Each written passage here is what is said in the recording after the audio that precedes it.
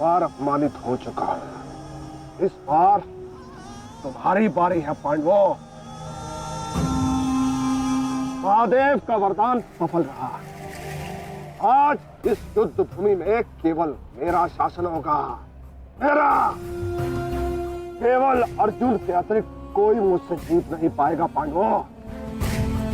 और आज सिर्फ एक ही मृत्यु होगी।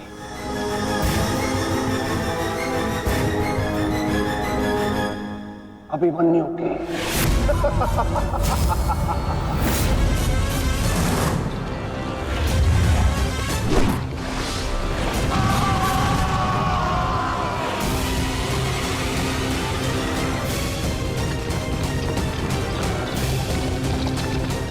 ये चक्रव्यूह तुम्हें पराजित करने के लिए नहीं है मूर्खों।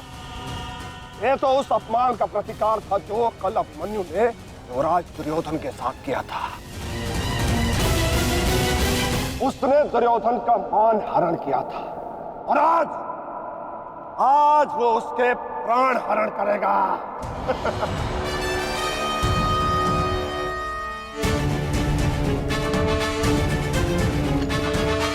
अभिमन्यु, लौट आओ, ये षड्यंत्र है।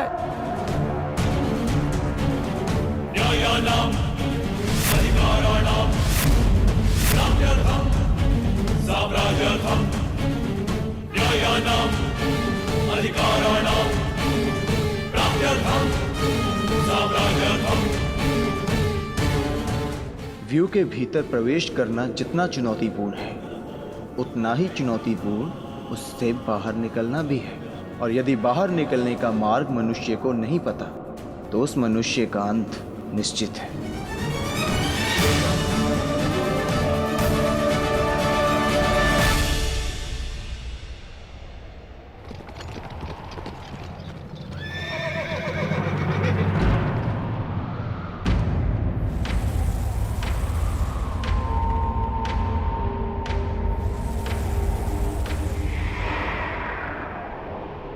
आगे बढ़िए माधव, शत्रु समक्ष है। हाँ पार्थ, ठीक कहा तुमने। एक योद्धा के लिए आगे बढ़ने के अतिरिक्त और कोई मार्ग नहीं। वापस आओ अभिमन्यु, लौट आओ, व्यू में प्रवेश मत करो।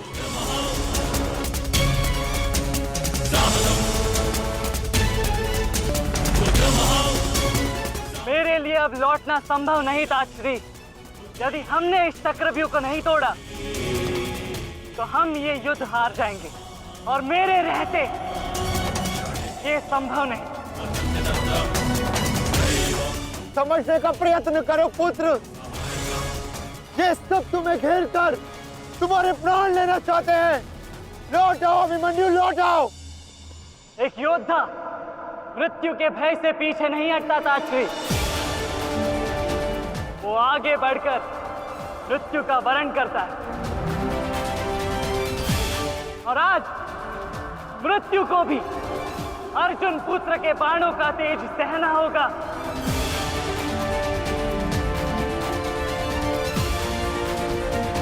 मैं इस चक्रव्यूह में आया हूं ताकि पांडवों का सर गर्व से उठा रहे। और विश्वास कीजिए ताश्री, यदि मेरा सर भी कट जाए तब भी आपका सर गर्व से उठा रहेगा।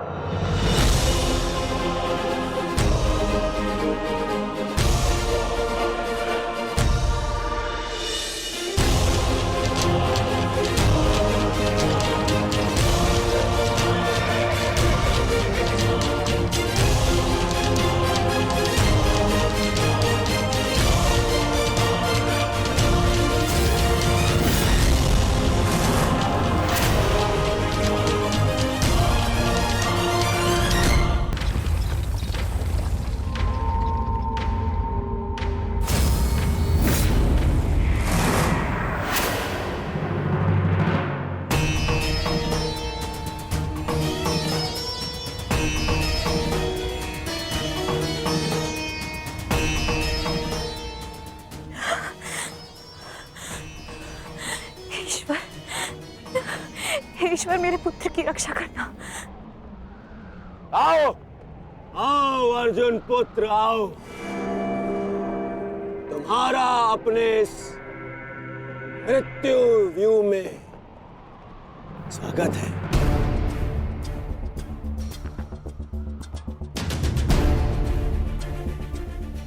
एक वीर योद्धा से सुना था मैं कि हे मृत्यु, तैयार यदि तू आने को, प्रसन्न मुखा, द्वार खुला है तेरा स्वागत, प्रसन्न मुखा।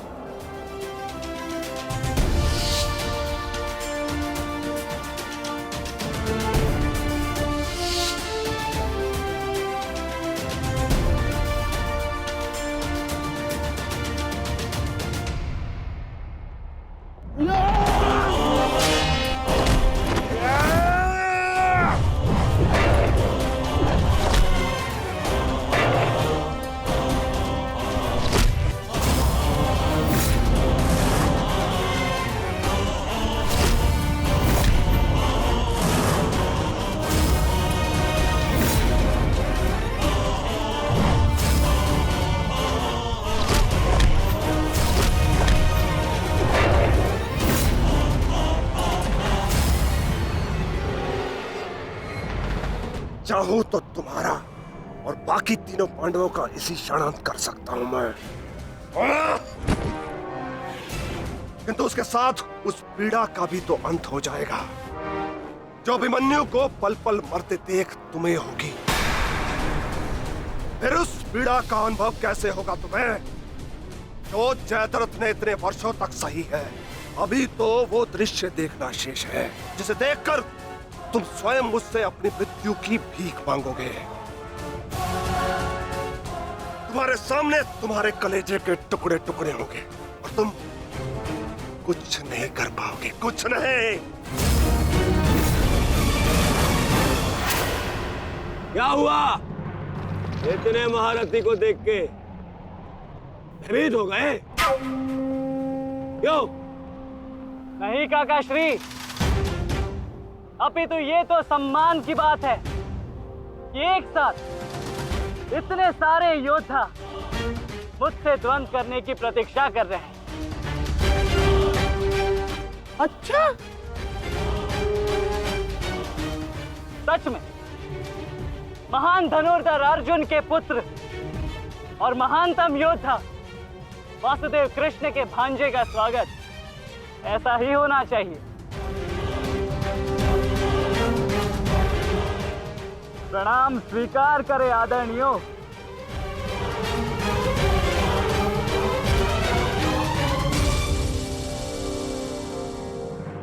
अपनी सीमा में रहो बालक। जितना कम अपमान करोगे उतनी ही कम पीड़ादायक मृत्यु मिलेगी तुम्हें। जितना जीवित रहूंगा उतनी हानि करूंगा, क्योंकि मेरी श्वास ही मेरा अस्त्र है और जब तक मेरी श्वास चलेगी तब तक यमदेव तांडव करेंगे।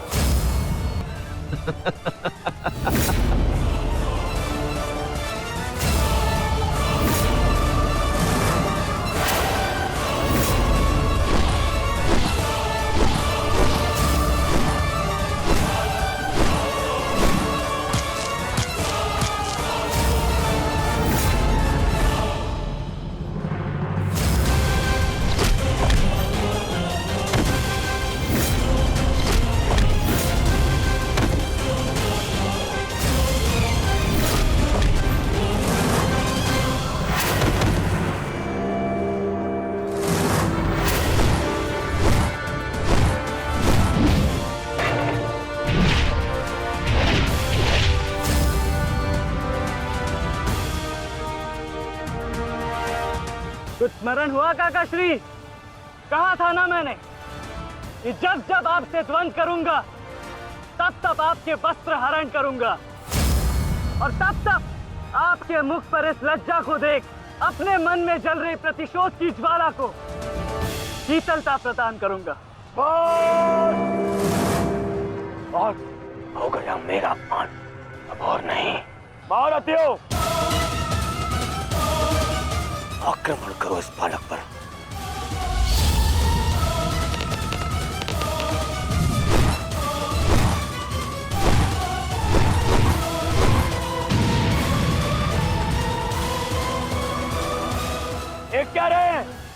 धर्म का पालन कीजिए, मेरा प्रतिशोध लीजिए, आक्रमण कीजिए आचार्य।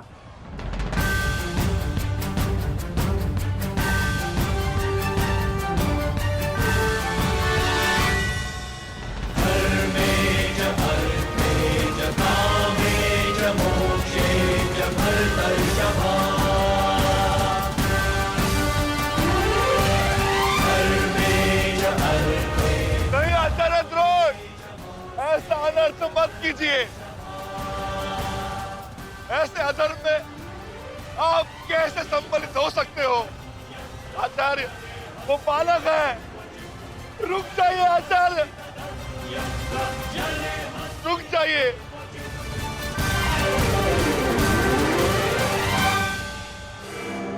अपना दिया वचन स्मरण है ना पिताश्री? इस बालक की शक्ति इस रथ में है, जो इसे सुरक्षित की हुई है। आचार्य, इस बालक को रथ विहीन कीजिए।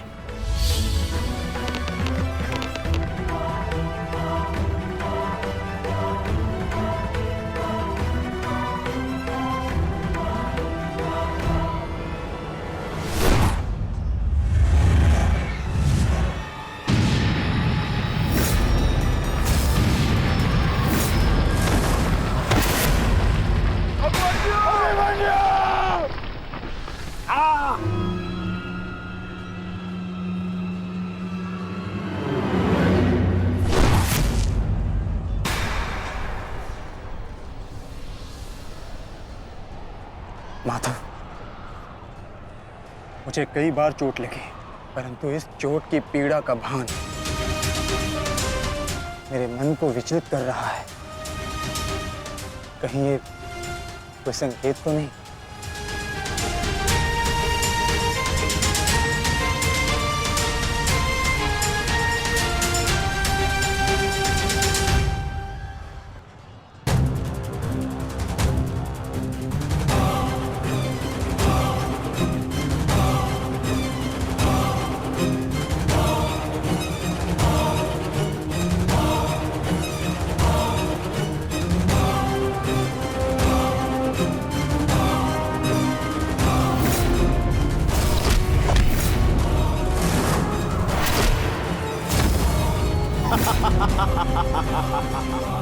दुर्योधन, केवल आचार्य द्रोण को अपना वचन ज्ञात कराने से क्या होगा? इतने अपमान के पश्चात भी अंगराज कर्ण तो जो के त्यों खड़े हैं। क्या इनका इस युद्ध के प्रति कोई कर्तव्य नहीं? मैं केवल नियम का पालन कर रहा हूं गांधार नरेश। नियम और नीति कहती है कि एक योद्धा के साथ केवल एक ही योद्धा युद्ध कर सकता है, और तुरंत के लिए अभिमन्यु युद्ध के लिए किसको चुनेगा वो उसका अधिकार है। मित्र, ये विकल्प लेने का समय नहीं है, अंत करो इसका। नहीं मित्र, हमें ये युद्ध जीतने के लिए अनीति का सहारा लेने की आवश्यकता नहीं है। नीति सिखाते सिखाते प्रपितामह शरशैया पर चले गए। यदि इन्हें नीति का ज्ञान होता तो आज ये युद्ध संभव ही ना होता। अभिमन्यु, तुम्हें विकल्प चुनना होगा।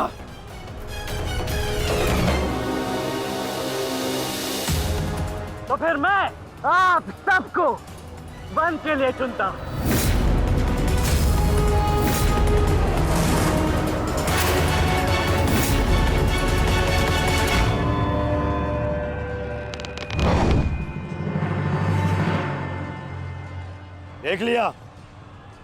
देख लिया, इसने अपना विकल्प चुन लिया।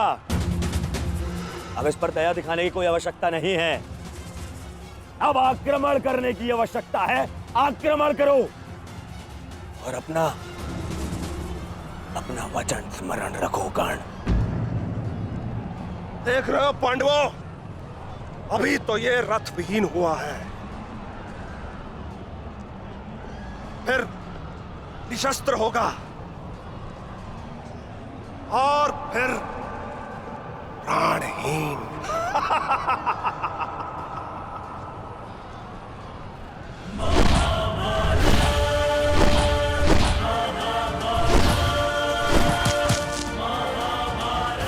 ये क्या कर रहे हो? धनुष विहीन करो इसे।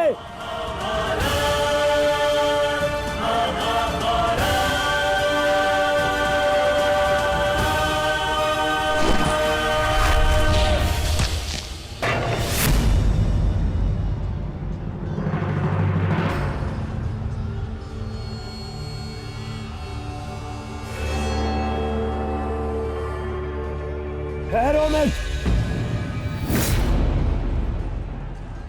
स्मरण रहे, इससे इतनी सरल मृत्यु नहीं देनी है। सूर्यास्त होने तक इसकी श्वास इससे अलग नहीं होनी चाहिए। अबे इसे बहुत पीड़ा सहनी शेष है। मित्र, ये एक योद्धा है, इसे योद्धा की मृत्यु दो। अरे योद्धा नहीं है ये, उन भगोड़े पांडवों का मेला रक्त है। इसे बहना होगा। मित्र जागो, जागो मित्र, और प्रहार करो।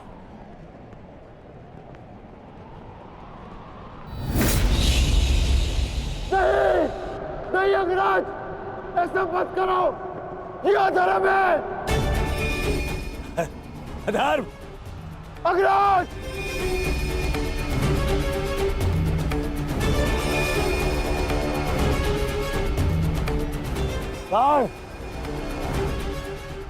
स्मरण करो, स्मरण करो कैसे इन पांडवों ने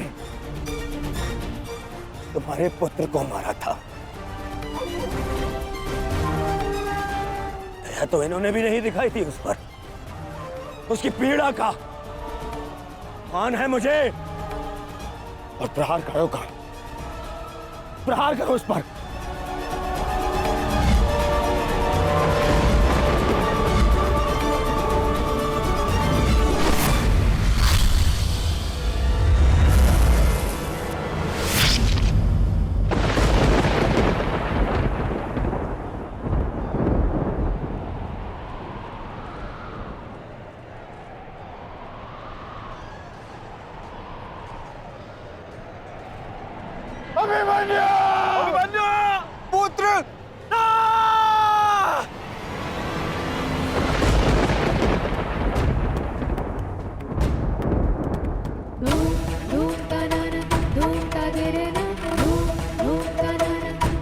माताश्री? उत्तरा बस ऐसे ही। एक बात कहूँ माताश्री, आज मन कुछ विचलित सा हो रहा है। आज से पहले ऐसा कभी नहीं हुआ। अरे तो रोज ही युद्ध पे जाते हैं, परंतु आज कुछ विचित्र सा अनुभव हो रहा है। चिंता करने की कोई आवश्यकता नहीं है उत्तरा। मेरा पुत्र महावीर है, और फिर उसे सभी पांडव, पिताश्री, ज्येष्ठ, उनकी सुरक्षा भी तो प्राप्त है। मुझे पूर्ण विश्वास है अभिमन्यु विजयी होकर लौटेगा और तुम उसका तिलक करोगी। हे सूर्यदेव, आज तनिक शीघ्र अस्त हो जाओ। मेरा पुत्र बिना सुरक्षा कवच के युद्ध में गया है।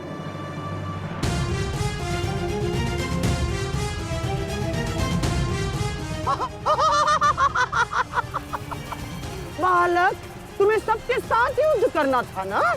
करो, करो युद्ध।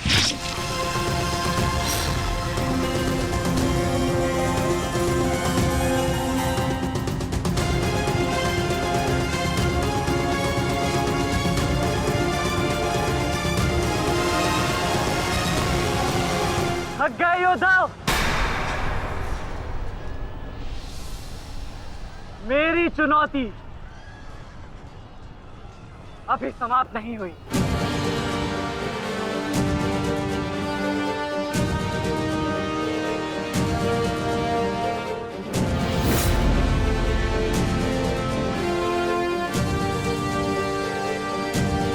आचार्य द्रोण, देख क्या रहे? प्रहार कीजिए इस पर।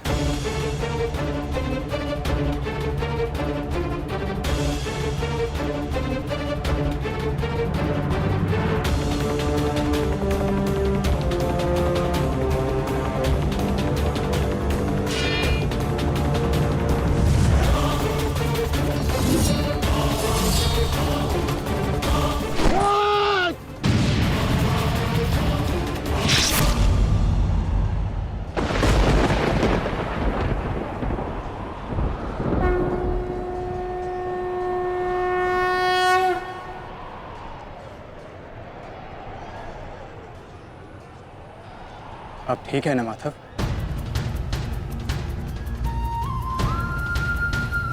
आपको कोई क्षति तो नहीं पहुंची? युद्ध में तो क्षति पहुंचती ही है पार्थ, किंतु इस पीड़ा को सहना एक योद्धा का कर्म और धर्म होता है। समय की मार को तो स्वयं ईश्वर भी नहीं टाल सकते। त्रिगर्ता सेना का नाश करो पार्थ।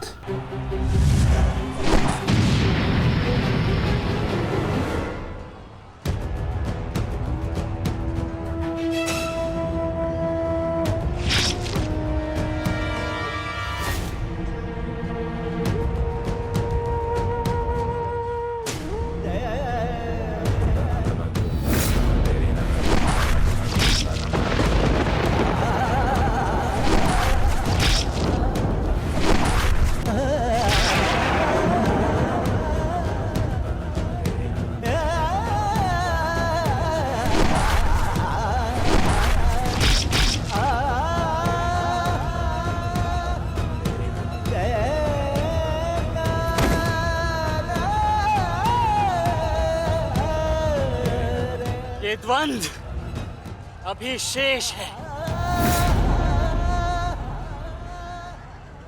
मैं महारथी अर्जुन का पुत्र हूं, महारथी भीष्म का प्रपुत्र, वासुदेव कृष्ण का भांजा। इतनी सरलता से नहीं मरने वाला। अरे ये द्वंद्व अभी शेष है। अभिमन्यु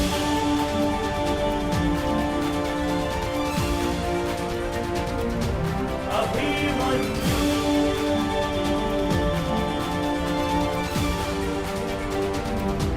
अभिमन्यु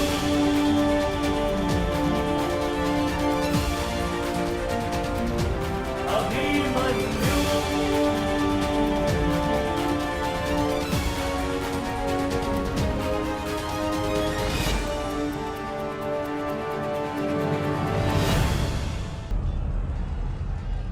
बस करो दुर्योधन, अभिमन्यु के लिए इतनी पीड़ा पर्याप्त है। देखो इसकी दशा। अब अभिमन्यु और उसकी पीड़ा का अंत करने का समय आ गया है। नहीं, मेरे अपमान के घाव अभी भरे नहीं है। केवल मेरे आदेश का पालन करो। अभी इसकी मृत्यु का समय नहीं आया है। जीवित रखो इसे, पर प्रहार करो।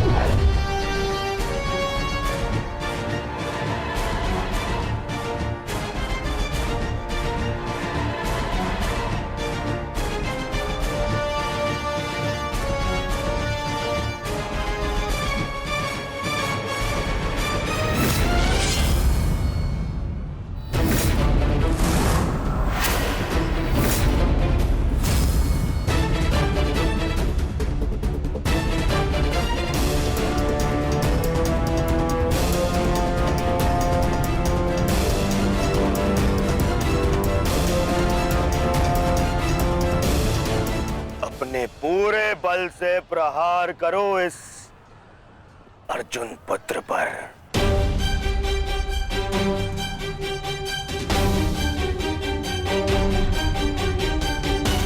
और स्मरण रहे,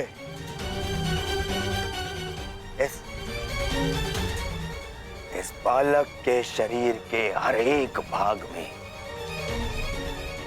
घाव देखना चाहता